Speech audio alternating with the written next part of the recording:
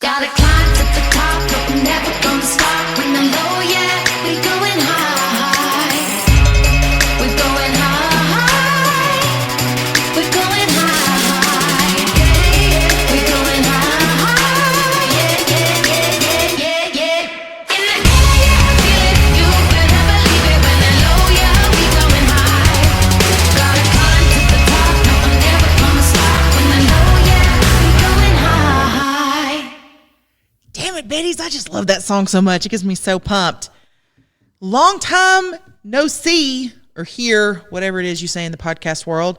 This is Ashley Morrow, your host and creator of Buckle Up Betty's. It has been at least 1,000,000 years since we've talked, listened, congregated, fellowshipped. A lot of that's my fault. I think I've done one since I've gotten married. And I don't know how many of you guys know this, but I also have a retail store. And let me just say, preparation for Black Friday and Small Business Saturday and Cyber Monday has kicked my tail all over Northwest Alabama. Like, it's been incredible. I am absolutely mentally, physically, spiritually exhausted. We're in good company. Send money, send it often. So in case you are new to the Buckle Up Betty's podcast, or since it has been a while since you have heard from me, you may be thinking, what does Buckle Up Betty mean? So let us give you a definition of Betty. So the definition that we have on our Facebook page is: a Betty epitomizes a modern day queen commonly associated with increased levels of self-worth because she continues to create it. So if you are a woman or man looking to get pumped about your business, if you are a woman or man who is looking to serve as an increase in your community, if you are looking for just maybe a feel-good 30 minutes, Betty, I got you. It's a lot of fun. So welcome to Buckle Up Betty's, and I'm so excited. I have my first guest Betty. Her name is Krista Manchester. Let me tell y'all a quick bit about Krista Manchester. So Krista and I have known each other for a pretty long time. We went to church together, and even though she was in the college group and I was in the youth group. I don't know about college. I'm being generous, maybe. Thank you. Appreciate that. We don't have to tell everything we know on a podcast. That's right. We're not under oath necessarily. We got reconnected as adults and became friends, and I was really sort of blown away by Krista's story because Krista, and I'll let her delve into as much as she wants to, but the long and the short of it is that Krista was outed by a family member and asked to leave her church, and then how many years later did you start Room in the Inn? 1, 2? Yeah, about 2. And so here she is. She's been rejected by this church and been rejected by family members and rejected by friends. And 2 years later, she starts a radical service organization that changes the face of homelessness in our local area.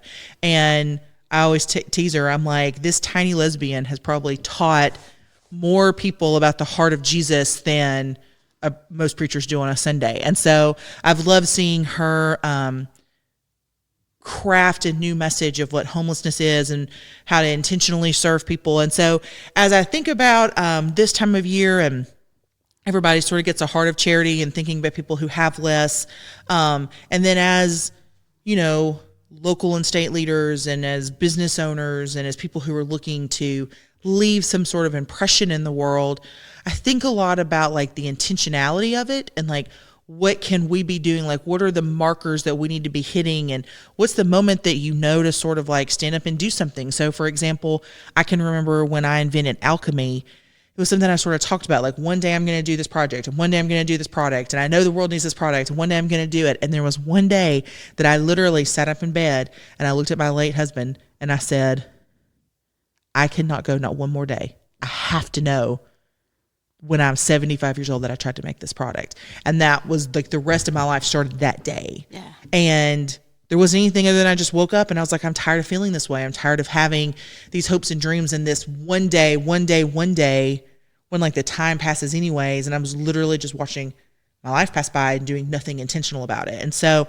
I asked Krista to come on here, not necessarily to talk about Room in the Inn specifically, although I would like you to talk about Room in the Inn and Room at the Table, your new project. But I want to talk about like this idea that I've had for a while. I asked a question to Birmingham, Alabama has one of the youngest mayors they've ever had, Randall Woodfin. And I asked him at a leadership summit one time, I said, what was it that made you know you wanted to be the mayor of Birmingham? Like, have you always known you wanted to go into politics? Have you always known you wanted to serve? And what was like that moment for you? And so I think about things like that. Like, what's that moment that makes you say, I am now the line in the sand. This is where this happens. So like, what was the line for you that made you say, hey, I need to change this conversation and start looking at something that's important in a different way? That's a really good question. It has multi answers, but I'll try to, tend to be wordy. But what came to my mind when you asked me that question is, so being rejected for any reason, whether it's coming out or being homeless or being a drug addict or losing your job or getting divorced, any kind of rejection like that tends to do a couple things to people. One, it just completely shuts them down. And it's just, they carry that rejection around for the rest of their life. The second is it's sort of like you wake up and go, okay, screw that. Like, I'm more than this rejection. And I don't really know what the difference is, except for I think sometimes we just wake up one day and say, all right, I'm going to use this. And I remember a distinct moment after getting kicked out of a church, and that's its own story, and it's actually pretty fascinating in a lot of ways. But driving away from the church that last day, I thought to myself, all I've wanted from this group of people is tolerance, grace, and mercy. That's all I really want. I don't expect that they'll all understand. I don't expect that they'll embrace me and say, oh, it's fine. I just wanted some grace and tolerance and mercy. So as we drove away, I decided, okay, that's what I'm going to offer back. Because if they're not going to give it to me, then how dare I turn around and not give it to them? So I remember telling myself that I'm going to open myself up to this conversation. I'm not just going to, say, fuck y'all, you suck. I'm going to say, all right, let's talk about this. How did I get here? So a lot of what got me to that moment where one day I realized this is what I want to do was 2 years of having conversations with people. Is this then all the coffee? Yeah, this is so. You want to tell that part? So, because you get credit for this one day, maybe. So Krista is telling me, this story about coming out and sort of everything that happened afterwards. And you went on 96? It was 92. 92 coffee dates. Well, coffee, dinner, beer.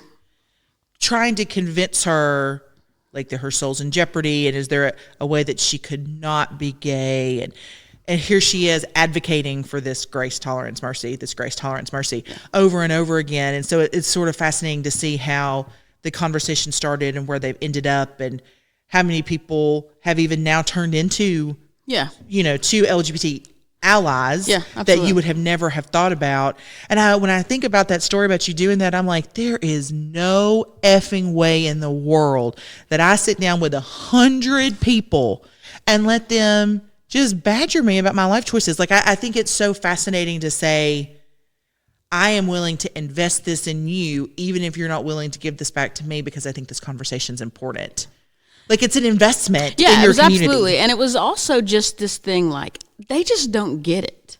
At the time I was still married to a man, and there was just so much misinformation that I thought, okay, let's just have a conversation.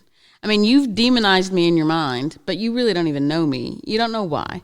And so it didn't start out as some big crusade. It just started out as people saying to me, how did you come to that conclusion? How are you okay with this? How do you reconcile this with your faith? So do you think that your willingness to sort of have these difficult conversations is what has sort of started and shaped your organization's now? Yeah, absolutely. Because, at the same time, it was very parallel.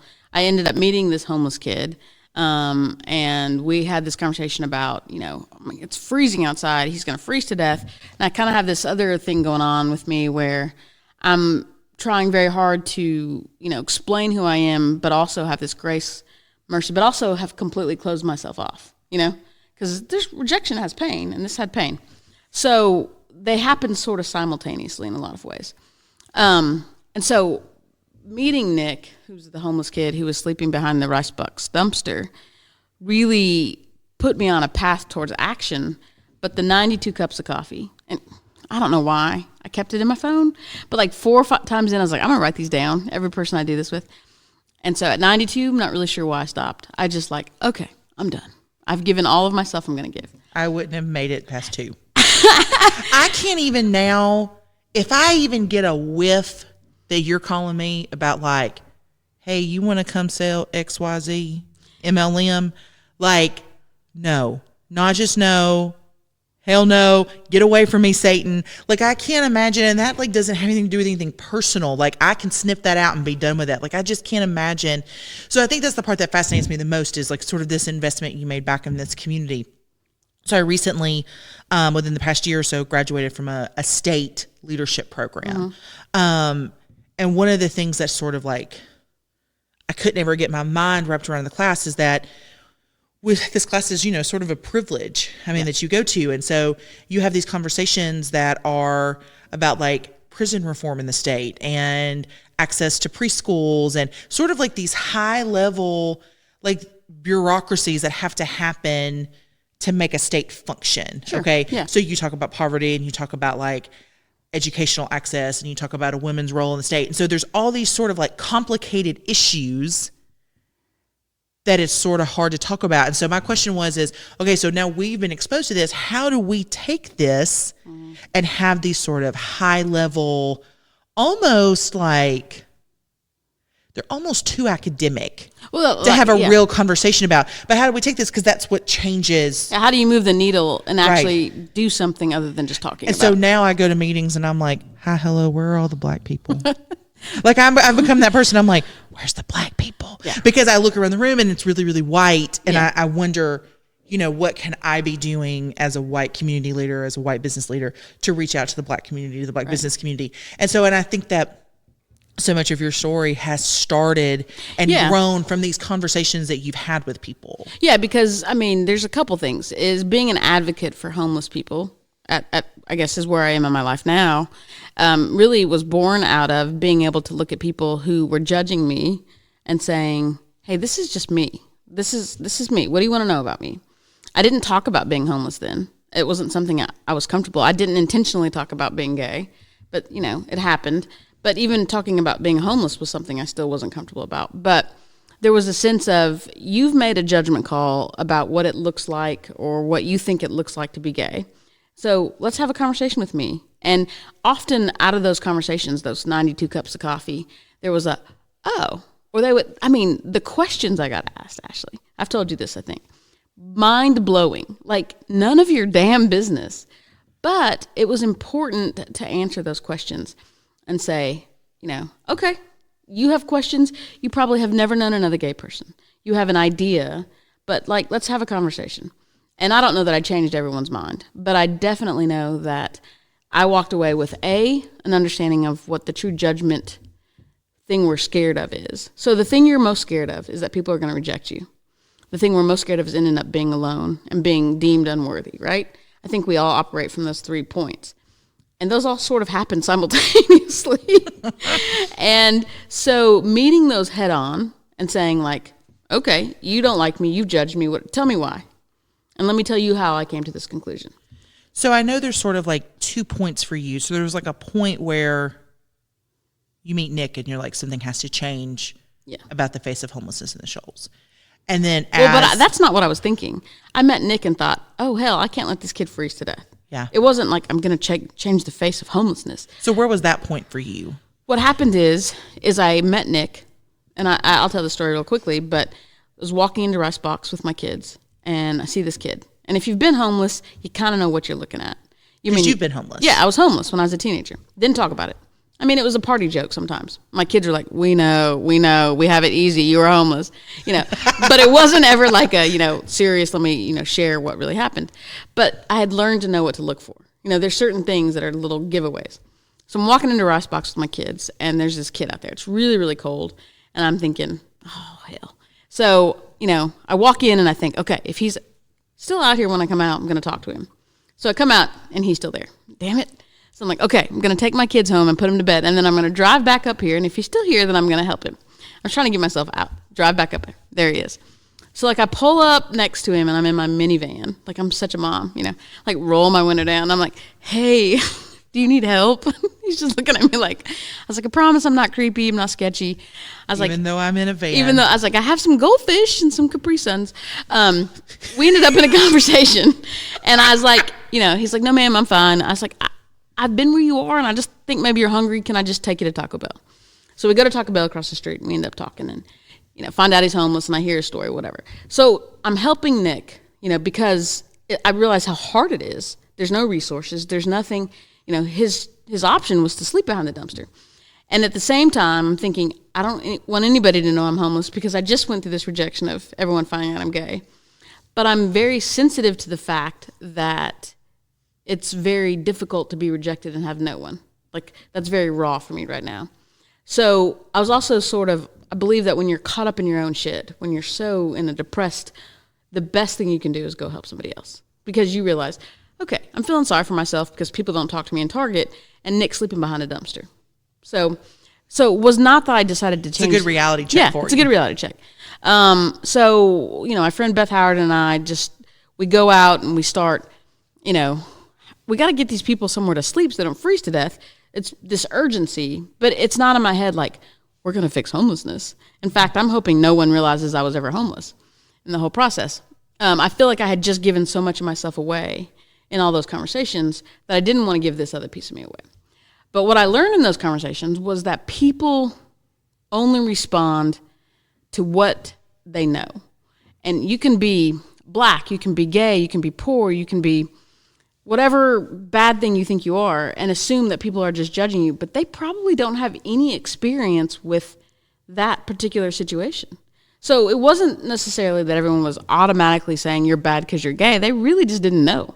I'm sure I'm one of the few gay people that a lot of people in my old church bubble knew. So they had questions, and I was like, all right, let's answer them. And okay, I just have to ask, what's the weirdest question you got asked? Oh, geez. There was lots of Leviticus quotes. Because everybody's very Old Testament. Yeah, so there was very Old Testament. I got, so how many gay lovers have you had? Have you ever shared them with your husband? And it was, the funny thing about this is... Because obviously being gay equals promiscuity. Exactly. Then I got a little bit of, don't hang around my kids because, they're in the 4th grade and you're gay. I mean... But that's literally not how this works. That's called pedophilia. Yeah, my other one was, do you wear ties? It's like, no, don't wear ties. Oh my gosh. But a lot of it was just true. I care about you, and I don't want you to burn in hell. So can we talk through this?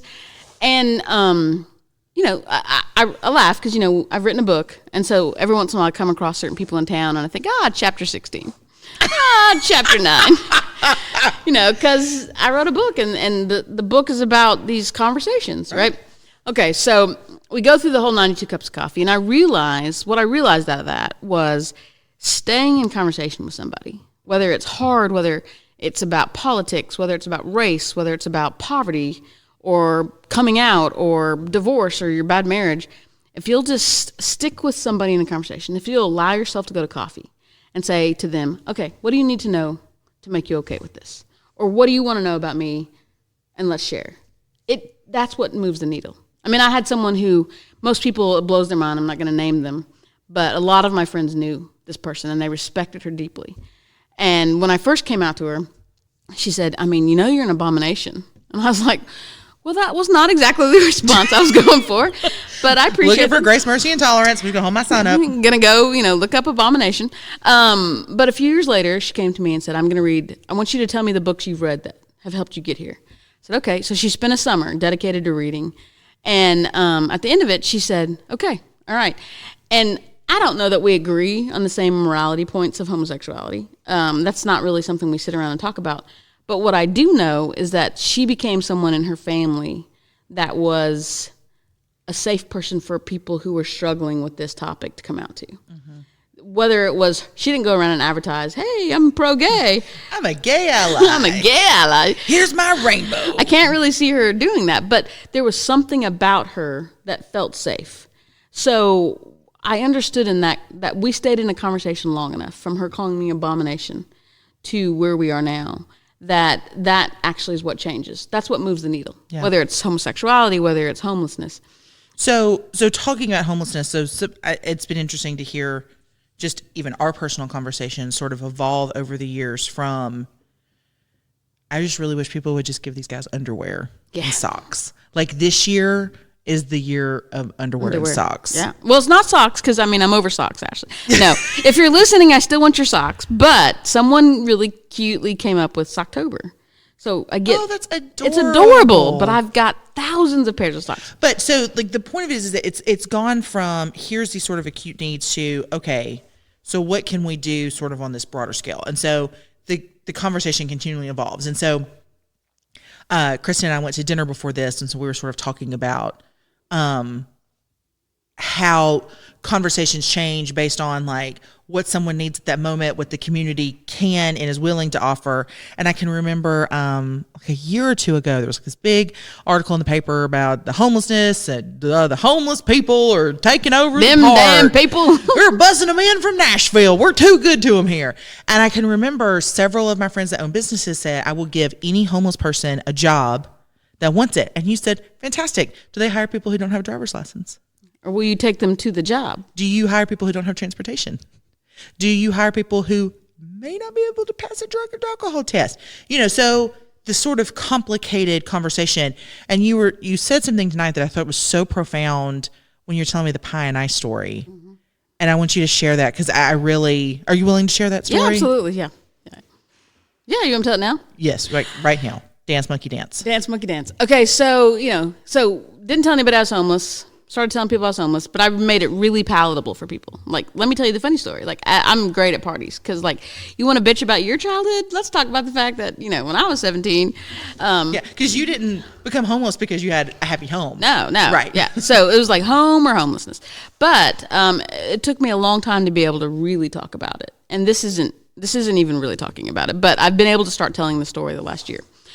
So I told this story simply because, like you're talking about, is, hey, let me give you a job. But we want to help people in the category in which we're comfortable helping them. So we make an assumption like, oh, you need this. I'm going to give it to you. But you don't even realize if that's what they need, So I think when we really change people's lives is when we help them by understanding what they need first. So I shared this story on social media not too long ago, and it wasn't easy to share, but I remember it was a summer. I was almost 17, and you have to remember that I was like teeny tiny. Like you are teeny I make tiny. the joke that I look like Mowgli because I was real tan and needed a haircut, pretty skinny. Anyways, I get mugged one day in the park by this older guy, and over a backpack. It was like I had the new, I think it was Jansport. It was like the Navy backpack. Wow. So I was going to protect this backpack, I'd already have everything stolen from me a couple times, so this is all I had left. Anyways, he gets the backpack, he wins, I fight back, and he just beat the shit out of me. And so I can't see out of my eye, like, whatever. So there's a Burger King across the street who, he was not very pro-homeless, or homeless friendly, let's call it that, which means he did not want you in his restaurant sitting there nursing on a 79-cent Coke all day long. So he'd run you off. But I walk into the Burger King, and I don't even know what I look like at this point, but the woman at the counter, she says, honey, are you okay? And I said, yes, ma'am, I'm fine. I said, but I don't have any money, but could you give me a bag of ice? And she's like, well, I'll give you some pie. And I was like, okay, thank you for the apple pie, but like I really just need some ice. And so she kept trying to give me pie. And I was like, okay, I'll take the pie, but can you give me a bag of ice? So she finally ends up giving me a bag of ice, but was really upset I didn't want the pie. So I go to the bathroom, and I realize how bad I look, and I needed the ice. And so I was telling my friend this story, and he says, yeah, that's the problem, is you needed ice, and she needed to give you pie. Her love language or her caring language was, I will feed you because you are hurt. It's like, okay, the pie was nice, but I needed you to give me ice first. And we serve people, whether it's in homelessness or in missions across the country, or we just serve people based on what we're comfortable with, instead of looking at them and saying, what do you need? How can I make your immediate need better? And then let's sit down and have a conversation and figure out what I can do next. And so I make that joke about socks because what they really need is underwear. And I swear to God, they're next to each other in Walmart, packs of 6. They're about the same price. People get real weird about buying underwear. And if I could rhyme something cute like Socktober with underwear, February, I don't know, because underwear is as disposable as socks when you're homeless. You know, nobody wants to wear the same pair of underwear or bra day after day after day.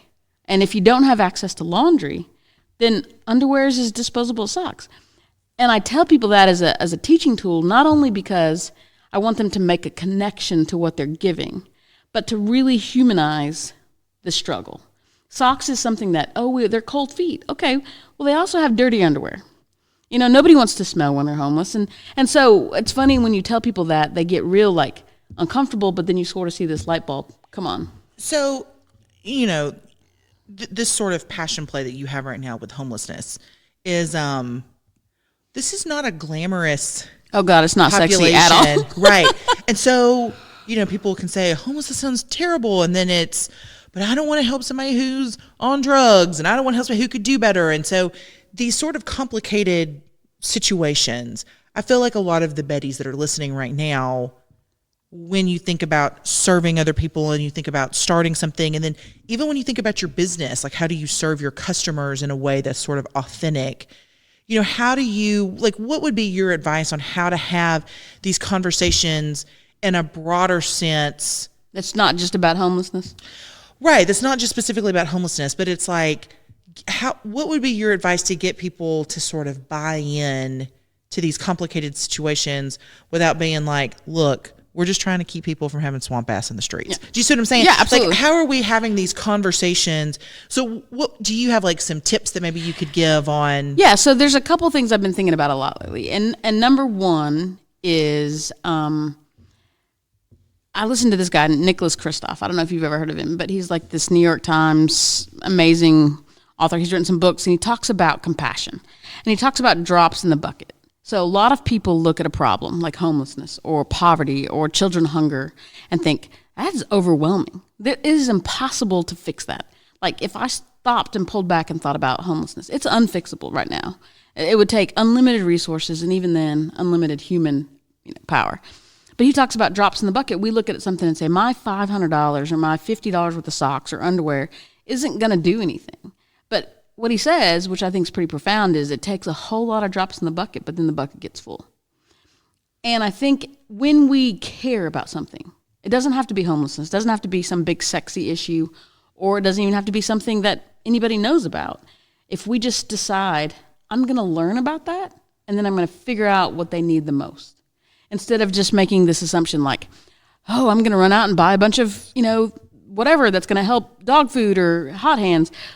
Take the 20 minutes, the 1 hour, the whatever, to actually understand what you're doing. So, like, call these organizations and say, I want to hear. Or go show up. I don't know an organization, especially a nonprofit, that is not willing to sit down and talk with you about the passion. I mean, I annoy the hell out of my friends because I'm like, let me tell you the story about this homeless person.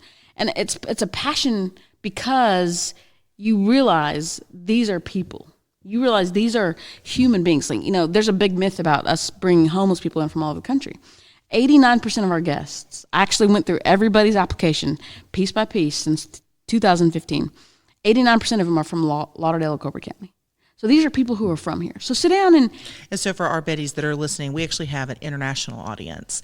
Okay. Those are two small counties in northwest Alabama. So if you're looking at Alabama on the map, we're the upper left-hand corner. That's the easiest way I know how to tell people. Yeah. And people don't believe we have homeless people here. But ironically, our mission... Or hungry people. Or hungry. Because the South is, Yeah, we're full of food. Fried okra and all. But, the irony of it is homelessness is everywhere, unfortunately. It's become a hot topic because of the mental health crisis, because of the opioid epidemic, because it's just freaking hard to afford life. And so it's a hot topic of the day, but poverty, homelessness, displacement, being alone, they all sort of go together. And it's easy if you're a Betty, if you're at home and you're thinking, this is just too much, it's too deep for me. Okay, just do one thing. And even if it's not homelessness, what I tell millennials a lot of the time when I go talk to them is when I started Room in the Inn, my friend and I, we did not know what we were doing. Like, I need to tell you, we Googled in Starbucks how to start a 501c3. So that right there, I think that's the magic of it. As a business coach, I cannot tell you how many people I have coached over the years who have sort of postponed greatness. Yeah. Because they thought, I've got to have all of these pieces in place, and I've got to have this amount of financing, and I've got to have this, and I've got to have that, and I've got to have this system, and I've got to have this structure. And really, it's like that fear of not wanting to just take that step in and just sort of figure it out as you go along. Yeah. And part of that is, you know, I think that the part of being able to take that step is part of the entrepreneurial spirit. Like, I think that's part of it. And I think that entrepreneurial spirit doesn't necessarily have to be just about business either. No. You know, sort of like this enterprising, like, I see this need and I think I can change this. Like, whether it's like you're going to run for city council. And I would encourage people to think about, especially when you think about politics, your local political office. Mayor Underwood of Tuscumbia, Alabama, always says this. This is the most accountable level of government office you will ever hold. Absolutely.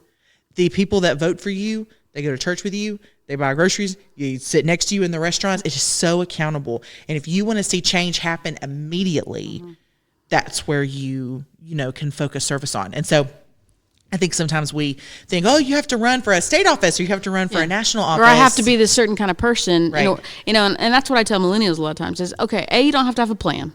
You have to care. And B, you have to be willing to just say, all right, if it sucks, we change it. If it doesn't work, fine, we tried. But that C, which is really important, is you don't have to be a particular kind of person to do this. Like, I partner with local churches in some of the most conservative parts of Alabama for all you international listeners. We call it the buckle of the Bible Belt as a joke sometimes. I don't walk around with a rainbow pin, but I am who I am. I don't hide who I am. And I work with all these churches, which is interesting. It's its own podcast. But here's the part is I could say, oh, well, the churches are never going to allow someone like me to speak on behalf of someone like these people. But I just did it. I just said, hey, guys, all we're doing is caring about people. That's all we're just saying everyone matters. And it didn't keep me. If I had really let myself think about it, it would have freaked me out. So I think that there is something really sort of empowering about claiming your qualification. So like, yeah, you're the one who told me to quit saying I don't know what I'm doing. Do you remember that conversation? yes. Yeah. Didn't we just have this like last week? I feel like I tell you that It was all the about a time. year ago. I said, I don't really know what I'm doing. And you're like, quit saying you don't know what you're doing. So I think there are all the studies and polls and everything, women tend to put off mentorship till later, until we sort of have reached this level of success and, I make this amount of money and I sit on this board and this, and now I'm qualified to give back. And there's something really sort of empowering about claiming your qualification and saying, you know what, when it comes to applying for a job, a man will apply for a job that they only qualify for 50% of the qualifications. And a woman will only do it if she qualifies for 85%. Yeah. And so men sort of have this skill set. I could probably know that whole I just think it's called a BS skill set that is just inbred in them. And it's not intentional. They're just trained. Right. Yeah. And so women, I think, tend to be a little bit sort of overthinkers, but sort of claiming your qualification and your credibility and saying, you know what, if not me, who? Sure. If not now, when? And why not? And what happens if? That's the big thing with What happens if? My kids, I make them play chess and they hate it. They roll their eyes. But the reason I make them play chess is because it's all like, okay, so when you make this move, this happens. It's like, think through this. Something I've taught them since they were little. And I say this to the homeless people sometimes too. The homeless people, I don't mean that. My homeless friends. I say, okay, what's the worst thing that could happen? Like, what's the worst thing that happened if I started a room in the inn and it failed? I mean, in this town, a whole lot of stuff happens and people just go on. Right. The worst thing that would happen is like, that was a really nice idea. Or the best thing that could happen is we helped 27 people in 1 year and then we moved on. So, like, ask yourself, what's the worst thing that can happen, and what happens if I don't, and what happens if I do? If you can just have those conversations with yourself. Just like the gay conversation, it was like, okay, what's the worst thing that happens here? Maybe I took the risk with room in the inn because the things we're most scared of is rejection, being talked about behind our backs, and being rejected in Target. Or being talked about to your face. Yes, all those things happen. You're an abomination. And when your once good friend 2 weeks ago sees you in Target and they almost turn their cart over trying to run away from you, that's kind of the worst thing that can happen. Once you get through that, you realize, okay, chapter 3, chapter 4, let's make something out of that. And I didn't intentionally ever sit back and have some big, deep moment. I'm going to make something out of this. But what happened is each conversation, each 92 cups of coffee made me leave going, all right, let's just keep going. And that conversation is what gave me the confidence to speak up for people who I knew no one else was going to speak up for. We spent the first year of our program not knowing what we were doing for reals that time. I mean, I literally signed the lease to our first space on the trash can at Rivertown. And I used to not be good at asking for money until I signed the lease in my own name. Like, I'm now good at asking for money. But we made this slogan. It was called Making the Invisible Visible, because no one believed we had homelessness people here 5 years ago. I spent years convincing people we had homeless people. And now what do I get all the time? You've brought all these damn homeless people to Florence, you know? I want to say I heard you on a podcast maybe 4 years ago, and you were talking about how many people lived in the woods. Yeah. And they weren't technically considered homeless because they had tents in the woods. Yeah.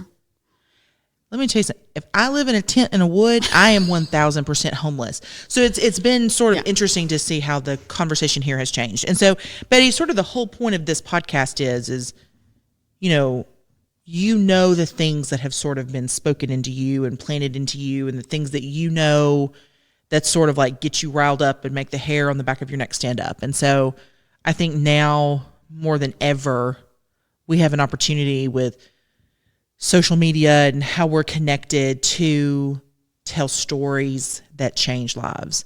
And we can start programs that change lives, and we can have conversations that change lives. We still have the ability to go have coffee. And one-on-one coffee, one church after each church, is how we built Room in the Inn. We sometimes forget. It goes back to that needing a big plan. Go have coffee with people you trust. Yeah. Go have coffee with people you don't trust, but you know who are probably going to be brutally honest with you. Go have coffee with people who think complete opposite of you, and develop who you are from that. So that's it. It seems like now nobody wants to talk to somebody who doesn't believe exactly the way they believe. I don't want to hear from a Democrat or Republican. I want to hear from a moderate. Like, we've gotten to where, like, at what point with staying in our divide, nothing ever sort of gets fixed. And so I love when I hear people say, we're not as divided as the media says that we are. And I really want to think that that's true. Yeah. That if we could just suck it up just a little bit, like, don't talk about politics at Thanksgiving. Or just talk about it, but just bite the side of your mouth and let them say it. I remember very, very distinctly this person that I came to care very much about. We were at a baby shower right after Trump got elected, like literally like 4 days after Trump got elected.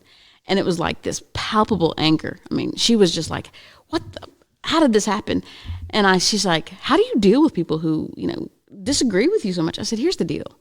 Nothing's ever going to change if we're all just mad. I was like, if we can just sit down and talk about what pisses you off, or hear what that person thinks Trump's going to be a good president, and just have a conversation for 5 minutes, you will actually keep the conversation going long enough to where you can find something in common.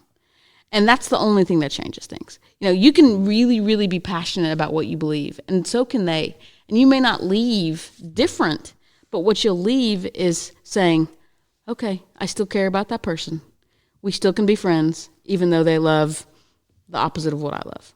Well, and I think that for so long, we have sort of placed the responsibility of conversations on the disenfranchised. So it's been, hey, gay person, I expect you to justify your gayness to the straight people. Hey, black person, I expect you to justify your place at the white table. And for so long that's happened. And now what needs to happen is that we need to facilitate conversations where they're heard and supported. And let's start being honest. Well, and where that conversation, the onus of the responsibility is not on the quote, the minority, the disenfranchised, whatever that word is that you want to put there. It was interesting in that leadership class that I was in. Black and white, it's mixed race, and it's done that way so we can talk about things like race in Alabama, which has not been a fun subject in Alabama the last 100 years. Nope. 200 years. It's not a fun subject in Alabama. And so they do a lot to sort of break down walls so we can have these really authentic conversations. And I had a girl in our class say, black women need white women to be their allies and to speak for them more than they do white men. I said, why would you say that? She said, because white women don't just have the privilege, they have the empathy and compassion. And so they have the ability to tell our stories and to make people hear us, because that's all we need is just a chance to be heard. And that sort of blew me away, because I never thought about that, because I always thought the responsibility was on her to tell her story and to open her own door. To change your mind. To change my mind. And so I never thought about that it was my responsibility to make sure that I didn't just open that door for her, that I held it open for her. And I think I think we have to remind ourselves that we have to train ourselves to be compassionate. We assume, oh, well, I don't feel empathy about that particular subject. Being compassionate and acting on that compassion actually requires some intentionality. You have to go put yourself in uncomfortable situations. Look at your friend that's black and say, all right, what do I say? What's okay to say? I have an intern and she's black. And I said, all right, we're going to be working real close together. I was like, I need to know what I can say, what I can't.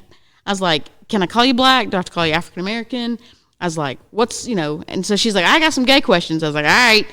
But we had to be okay to say that. But that's what builds and develops compassion. We're scared to have uncomfortable conversations, whether it's about homelessness, underwear, being gay, being black, being poor and having a bad credit rating when you're opening a business.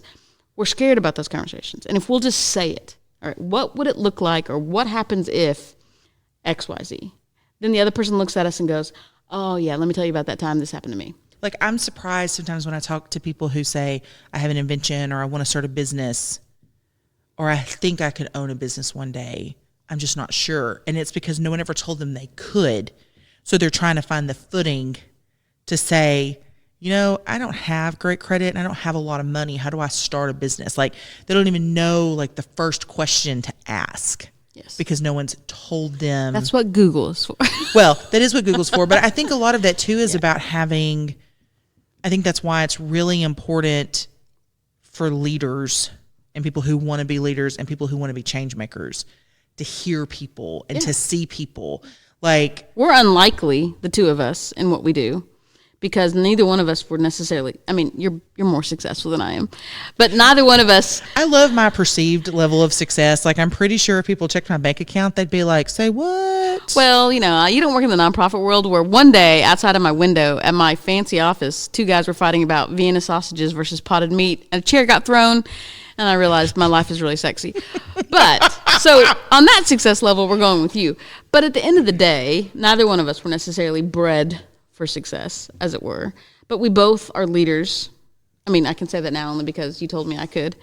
We are both leaders in the field that we do. People respect what we have to say. People ask us to talk about our stories, which is really the success level. Neither one of us have a lot of money in the bank, but that has nothing to do with our success. Well, because it's amazing, like, people who, like, there's this perception level of this is what success looks like. And sometimes success is just owning your own building and having your own space that you go to and you set the rules. Or having a business card. Yeah, I mean, I think that I think that it is a rabbit hole to nowhere when you let other people define what your success is. And find somebody. I mean, you told me this. Not only did you name my book, so we'll give you credit now in case I ever publish it, because I may not. Not only did you name my book, but you also told me about a year ago, stop saying you don't know what you're doing. And I repeat this all the time, because I really didn't think I knew what I was doing. But then looking back, I was like, okay, maybe she's right. So find the person in your life who kind of has been on your journey. Our journeys look very different, but who can say to each other, all right, try. Well, and I also think if you don't have that person, it's listening and reading and educating. Yeah. Listen to this podcast over and over and over. And over. And it will make you amazing. And so I've shared this before on the Buckle Up Betty's podcast, but a couple of years ago when we started our current consulting company, I was sort of like the face of it and was the one going out and getting these contracts. And I was having a really hard time with our pricing because I had never charged this much. And of course, it's 3 coaches and I could sort of justify it, but I found myself that when I would give somebody the proposal, I'd go, no, I know it's a lot. And I would start apologizing for the pricing. And my business partners who are men who are like, heifer, you can literally not do that. Like, we're not going to keep getting business if you do that. Like, you've gotten lucky a couple of times, but you can't apologize for the pricing. And I really, really struggled with that. And so I heard a girl speak one time. She gets $10,000 a speech. And she gets $10,000 whether she speaks for an hour or whether she speaks for 15 minutes. Because she says at $10,000, you're not paying for my time, you're paying for the quality of my content. And that's when it flipped for me. Yeah. It wasn't my coaches and my mentors and my business partners telling me you're worth X amount of dollars per hour.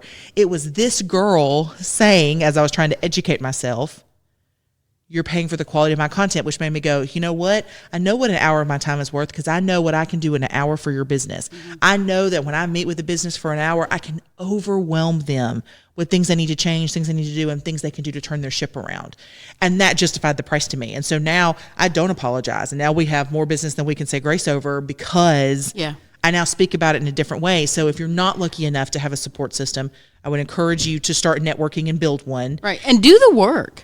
I mean, for 4 years I did this work. I went to every garden club. I ate lasagna in a lot of church basements. I spoke to groups of third graders and sororities and old men and Kiwanis, and because they said, come speak, I came and spoke. And that's not fun, and it's a pain in the ass, and you don't get paid anything. But eventually, that's how you change a message. That's, if you're building your business, you never say no. Well, and it's amazing that until you can say no. And when you give people access to you in that way, there's something about. Well, I just had lunch with her the other day. She came to speak to the Kiwanis. You get this extra credibility in this. Well, no, she runs the homeless shelter. She knows what she's talking about, and so it's interesting how when people even sort of get to know you even from that sort of arm's length transaction. And I would also encourage you to think about this. This is a new thing that I'm sort of dealing with. So I do a lot of Facebook Lives for our shop. We have a private shopping group, and I'm on there probably way too much. I'm surprised our customers haven't just shut the site down. So I sell to these women all day long, and I do these videos, and I also have videos on my personal page, and I get recognized where I go now, and people will come up to me and say, well, you don't know me, but I follow you on Facebook, or you don't know me, but I'm in your shop. That is such a weird experience. It is a weird experience, but think about this. Your phone is now the new TV. You literally watch TV on your phone now. So when people are watching you, it's not just watching you on TV that creates the sense of celebrity and the sense of credibility and the sense.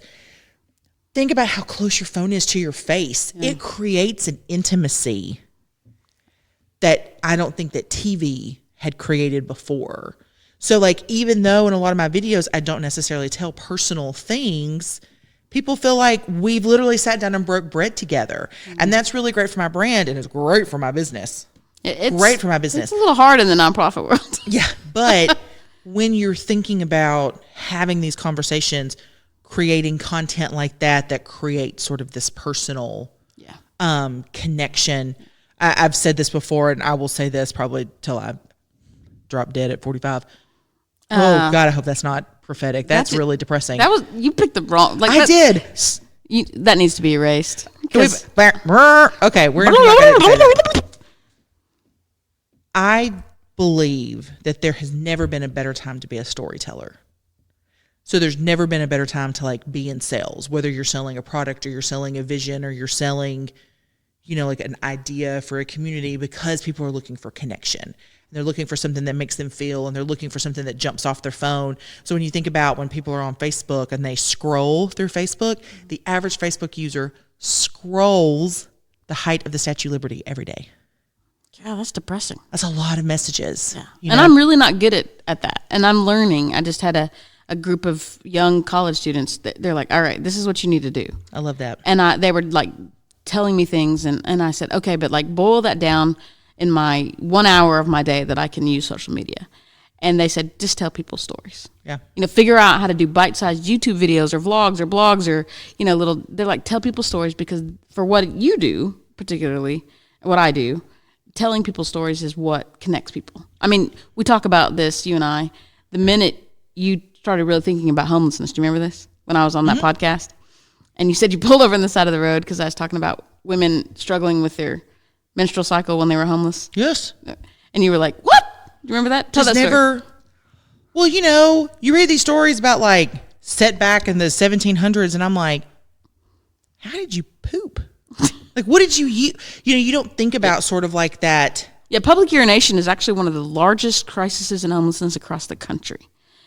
I mean, if you do research, just it's mind-boggling. It's a huge problem here. Actually, just got into a long conversation with some of the local city governments about it. But the dignity that is taken away from you when you're homeless. Not only is it that you smell bad, or you don't look right, or you're walking around. People don't want you in their shops. They don't want you in their businesses. They don't want you in their libraries. And we all take the luxury of, I got to go to the bathroom. I just walk in somewhere and go. And if you don't have a home, you just don't have that access. And so we talked about it on the podcast that time. And I think it was a connector for women thinking about, not having access to, hygiene materials whenever you need them. And it just, a lot of what we do, and I know I could ramble for a long time, but we have a slogan called Everyone Matters. And in that slogan is a whole lot of things. And one of them is about dignity and care. How you treat people when you serve them. We say at Room at the Table, which is this other project that I started, we say every night, we feed people, and we say, tonight it's about we, not them and us. And when you serve people from that mindset of everyone matters, and we had to put a period on it because people were like, what does that mean? It's like, how does everyone matters need explanation? But now it has a period. And now it says the period is the point. But, yeah, that's my new sticker and my new t-shirt. The period is the point. Yeah, it's good. So when you think about that, whether it's in business, whether it's in nonprofit, whether it's in, today it's about we, it's not them and us. When we start serving from a standpoint, whether it's in our business, if we're all in this together, if I can understand what it looks like when you walk into my shop, or you walk into my consulting business, or my insurance business, or my homeless shelter, and I can put myself in your shoes. And tonight, this transaction, this night of shelter, whatever, it's about we, and it's not them and us. That's what's missing in our culture. What's missing in our culture is we. There's just not enough we. And so everyone matters with a period. Period's the point. The period is the point. So, Betties, thank you guys for tuning in. Maybe you learned something new. Maybe you didn't. I think that there is value in hearing things that maybe you already know that sort of pump you up, and so you can be around like-minded people. That's one of the things I sort of crave a lot in my business, is to be around like-minded people, so you feel like you're not sort of lost in this world by yourself, and that you're not crazy for dreaming big, and you're not crazy for wanting to do something sort of radical and life-changing. And so hopefully you have been encouraged by this. Maybe you've been inspired by this. We'd love your feedback. Be sure to follow us on Facebook. Krista, if people wanted to give to Room at the Inn and Room at the Table, would they Venmo you? Would they go to your website? We have a website, www. One day we're going to stop saying that part, right? RoominTheInn, Shoals.com. And if you think about the biblical story of there not being room in the inn, it'll help you remember the website. But RoominTheInn, Shoals.com. We got links to how to donate supplies, how to donate time, how to be a volunteer, how to donate money. Like I said, money's always helpful. Just tons of way to get involved. It also involves our project Room at the Table, which is a new community meal we started. But, I mean, if you just want to show up one day and just see what it feels like, come on. I love it. We welcome you. All right, Betties. Till next time. Be good to each other.